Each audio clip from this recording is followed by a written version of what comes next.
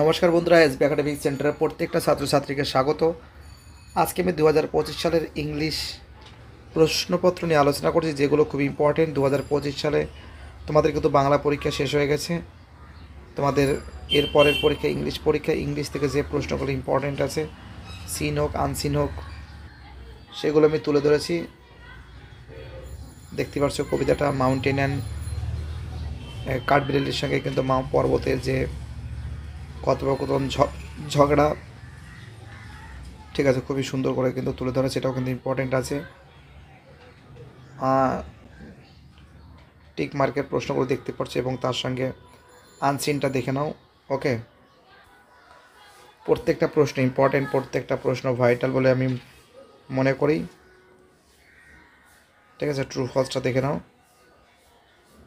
Tick mark, true false সব কিন্তু তোমাদের সামনে কিন্তু আমি তুলে ধরেছি। ঠিক আছে, এবং সেকশন বি থেকে গ্রামার থেকে যারা দেখতে পাচ্ছ 3 নম্বর থাকবে এখানে শূন্যস্থানে,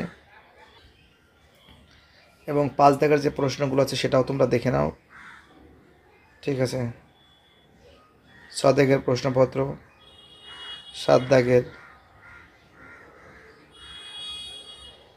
8 দাগের, 9 দাগের, অর্থাৎ এই সমস্ত প্রশ্নগুলো কিন্তু মাধ্যমিক পরীক্ষার ক্ষেত্রে গুরুত্বপূর্ণ। ঠিক আছে, সবাই ভালো থাকবে। Bye, tata.